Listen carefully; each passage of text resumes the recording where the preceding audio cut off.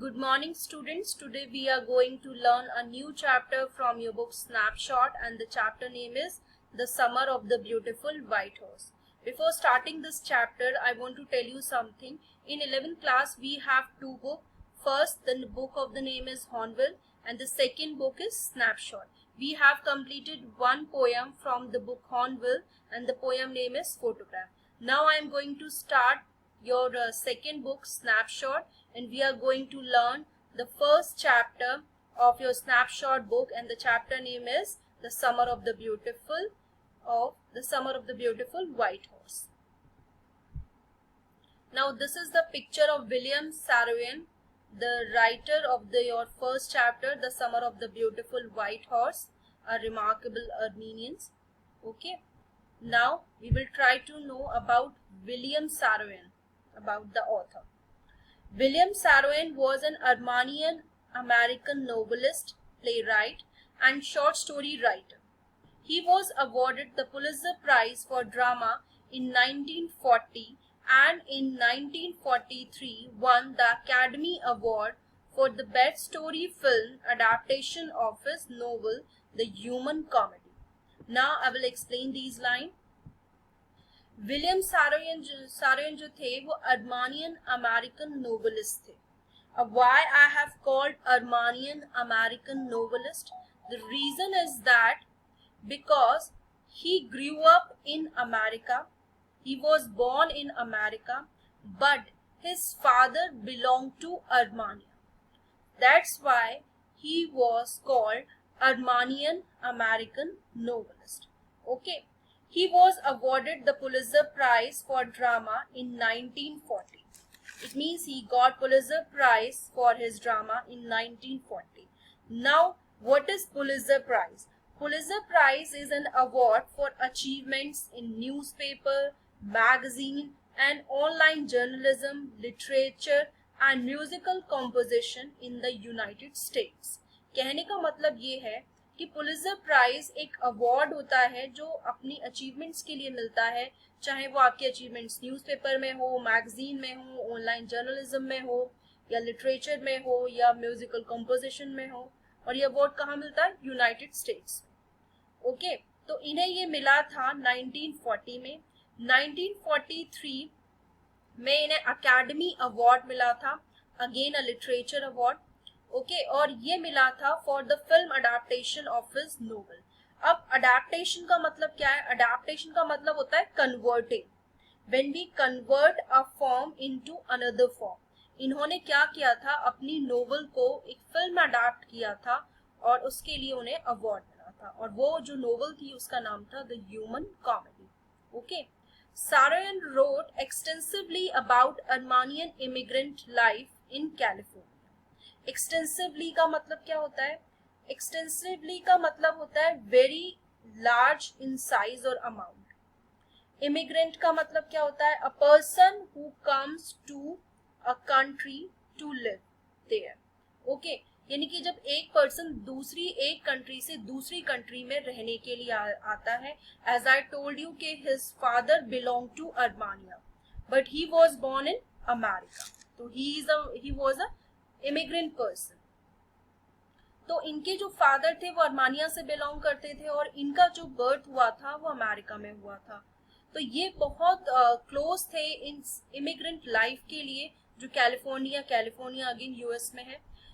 तो इन सब चीजों की वो बहुत क्लोज थे. That's why he wrote about all these things. Okay, he was born on 31st of August 1908, Fresno, California, United States. Fresno एक सिटी है California, United States. Okay, and he was died in 18 May 1981, Fresno, California, United States. यानी कि 18 May 1981 में इनकी death हुई थी. Now we will talk about his work again. Movies जो जिसमें इन्होंने अपना कॉन्ट्रीब्यूशन दिया: the human comedy, Ithaca, The Time of Your Life, The Vanishment, My Heart is in the Highlands, etc. Okay, now awards. As I told you, he got Academy Award for Best Story and Pulitzer Prize. So that is all about the author of this chapter. Now move to the next slide. Now we will talk about major characters of this chapter, the summer of the beautiful white horse. We have approximately 5 characters in this chapter. Okay, so the first and we can say the narrator of this chapter is Aram. Aram, a 9-year-old boy, Armenian boy belonging to Gharulian tribe.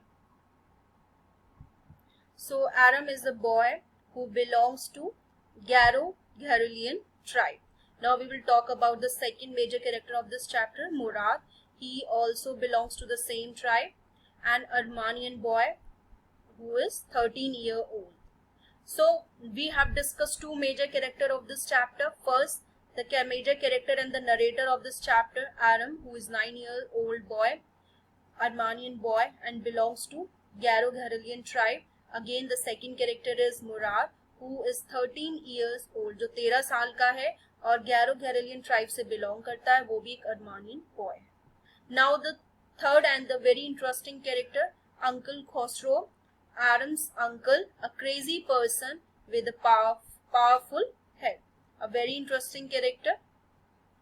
Now the fourth character, John Byro, a farmer. And the fifth character, narrator's mother. And who is the narrator of this chapter? Aram. Aram's mother. Okay. So we have 3 characters in this chapter. Now move to the next slide. Now the theme. The theme of the narrative is the inevitability of change that challenges traditions and long-established beliefs. Now I will explain. Narrative means story. तो जो इस कहानी की या इसकी story की theme है वो इस inevitability of change. Inevitability का मतलब क्या होता है? Sure to happen, compulsory. कि इसमें क्या है? चेंज. और चेंज किस चीज का? That challenges traditions and long establish belief, यानी कि जो पहले से स्टैब्लिश बिलीव्स हैं, थॉट्स हैं, उनको चेंज करना, उनको चैलेंज करना. That is the theme of this chapter. Okay. The Gharulian tribe was always known for its honesty, and still the older generations of the impoverished tribe uphold their trademark honesty, but the new ones are no more ready to pretend. तो जो the Gharulian tribe है वो जानी जाती है honesty के लिए, और आज भी स्टिल जो ओल्डर जनरेशन है, जो इम्पोवरिश्ड है, इम्पोवरिश्ड मीन्स पुअर, कि जो वो इम्पोवरिश्ड ट्राइब है वो आज भी अपहोल्ड यानी कि पकड़े हुए है उस ऑनेस्टी के trademark. But the new ones are no more ready to pretend. लेकिन जो नई है वो इस दिखावे में नहीं, वो इस दिखावे के लिए तैयार नहीं है. In fact, there were already elements in the family, the black sheep like Murad and Aram, who questioned and fought their traditional virtues to embark the pleasures of the world. यानी कि पहले से जो मौजूद जो ब्लैक शीप है, like Murad. What is the black sheep? Black sheep means a member of a family or group who is regarded as a disgrace to it. Okay, यानी कि जो एक बदनाम व्यक्ति, disgrace type of person कह सकते हैं उसे. तो जो मुराद और आरम जैसे पर्सन हैं उस ट्राइब में, जो जनरेशन के हैं, न्यू जनरेशन के हैं, वो क्वेश्चन करते हैं. फोर्टेड मीन्स होता है टू अपोज सक्सेसफुली. उस चीज को क्वेश्चन करते हैं, उस चीज को अपोज करते हैं. देयर ट्रेडिशनल वर्च्यूज, जो उनकी ट्रेडिशनल वर्च्यूज हैं. To embark the pleasures of the world. Embark का मतलब होता है बिगिन, ताकि वो इस दुनिया में जो प्लेजर्स हैं उसको ले सके, इस दुनिया का आनंद उठा सके. Okay, so this is the theme of the chapter.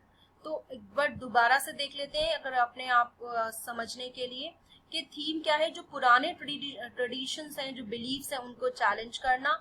Gharulian tribe है वो अपनी ऑनेस्टी के लिए जानी जाती है, और जो ओल्डर जनरेशन है वो आज भी उस चीज को अपहोल्ड किए हुए है. लेकिन जो नई जनरेशन है वो उस अपने पुराने से जो पहले जो स्टैब्लिश बिलीव्स हैं जो ट्रेडमार्क्स हैं उनको क्वेश्चन करती है, and they want to enjoy the pleasures of the world. But लेकिन वो उस चीज को छोड़ते नहीं अपने पुराने ट्रेडिशन को, लेकिन उसमें थोड़ा सा एक चेंज लाने की कोशिश करते हैं। They don't want to pretend anything. Okay, so this is the theme of the chapter. Now the introduction of the chapter. This story is about two poor Armenian boys. They belong to a tribe known for its honesty. यानी कि दो boys हैं जो Armenian boys हैं story में, जो कि एक ऐसी ट्राइब से बिलोंग करते हैं जो जानी जाती है अपनी ऑनेस्टी के लिए। The two cousins Murad, spelling गलत है बेटा, यहाँ पर मुराद की स्पेलिंग होनी चाहिए MOURAD। Okay, and Aram have an intense longing for horse riding। तो यहाँ पर दो cousins हैं मुराद और आरम, जिनके अंदर intense means very great, extreme force, बहुत ज्यादा desire है। longing means desire, किसके लिए? horse riding के लिए। तो इन दोनों के अंदर बहुत ज्यादा intense desire है horse riding के लिए, but they can't afford to buy a horse। But they are poor people, they can't afford a horse, वो एक हॉर्स अफोर्ड नहीं कर सकते, उसको खरीद नहीं सकते। So going against the family reputation, Mourad steals the white horse of John बायरो।